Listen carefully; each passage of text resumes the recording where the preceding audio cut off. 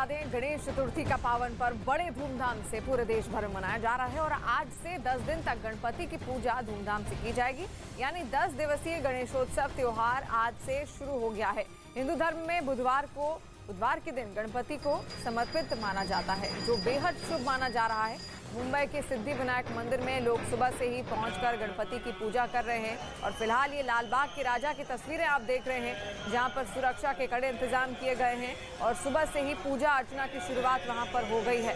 और ऐसे में न्यूज़ 18 के दर्शक भी न्यूज़ 18 के जरिए गणपति बप्पा के इस शुभ अवसर पर ये भव्य दर्शन, सुंदर दर्शन, दिव्य दर्शन कर सकते हैं। तमाम श्रद्धालु सुबह से ही वहां पर लालायित होकर अपनी मनोकामनाएं पूर्ण करवाने के लिए गणपति बप्पा के दरबार में पहुंच चुके हैं और ऐसे में ये त्योहार धूमधाम से पूरे देश भर में आज मनाया जाना है।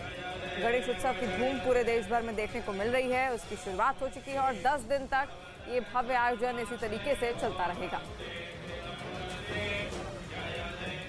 कर्नाटक हाईकोर्ट ने देर रात सुनाए फैसले में हुबली के ईदगाह मैदान में गणेशोत्सव को मंजूरी दे दी है। ईदगाह मैदान में गणेश चतुर्थी समारोह की अनुमति देने के खिलाफ दायर याचिका को हाईकोर्ट ने खारिज कर दिया। ईदगाह मैदान में गणेश उत्सव को मंजूरी देने के फैसले पर हाईकोर्ट ने देर रात तक सुनवाई की और ईदगाह मैदान में गणेश उत्सव मनाने की इजाजत दे दी। इसके बाद जो तमाम श्रद्धालु थे उनके भीतर खुशी की लहर देखने को मिली। आज तक और इंडिया टीवी को पछाड़ न्यूज़ 18 इंडिया बना भारत का नंबर 1 न्यूज चैनल। देखते रहिए न्यूज़ 18 इंडिया। भारत की है, जिस पर हमेशा से भारत का कब्जा रहा है, लेकिन 21 अगस्त को जब लद्दाख के कुछ चरवाहे वहां अपने जानवरों के साथ पहुंचे तो चीन के सैनिकों ने उन्हें वहां से खदेड़ दिया और उस जगह पर अपना कब्जा होने का दावा कर दिया।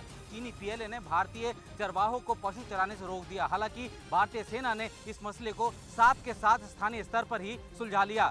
इससे पहले 2019 में भी चीन ने कुछ ऐसी ही हरकतें की थी। उस वक्त भी चरवाहों को भारत की जमीन से ही खदेड़ने की घटनाएं सामने आई थी, जिसका नतीजा ये हुआ था कि दोनों सेनाओं में तनाव बढ़ता चला गया और 2020 में गलवान घाटी में हिंसक झड़प हो गई थी। पाकिस्तान बाढ़ से बुरी तरह बेहाल है। वहां के 1000 से ज्यादा लोगों की मौत अब तक बाढ़ की वजह से हो चुकी है। सड़कें, पुल, घर, दुकानें, सब कुछ नदियां अपने साथ बहाती हुई ले जा रही हैं।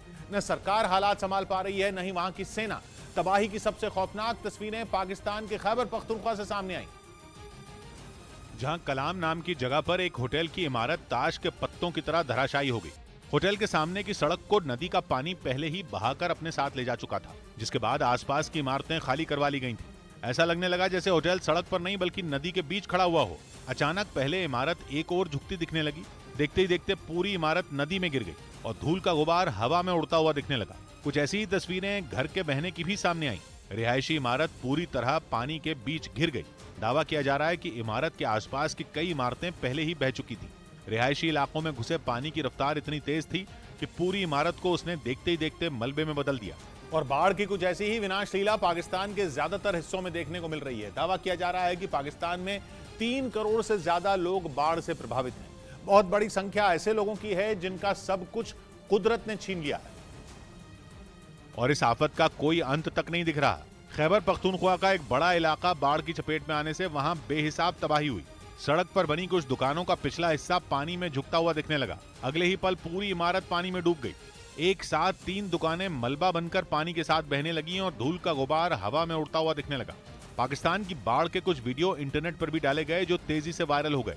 उनमें एक वीडियो एक हाई टेंशन तारों के टावर के बहने का भी है। लोहे का मजबूत टावर जहां खड़ा था, जमीन के उस टुकड़े को लहरों ने अपने कब्जे में ले लिया था। धीरे धीरे टावर हिलता हुआ दिखने लगा। टावर से बंधी हुई तारें उसे रोकने की कोशिश करती दिखी, लेकिन कुछ ही पलों में पूरा टावर पानी के साथ बह गया। ऐसी घटनाओं की वजह से पाकिस्तान के कई हिस्सों में बिजली की सप्लाई भी ठप है।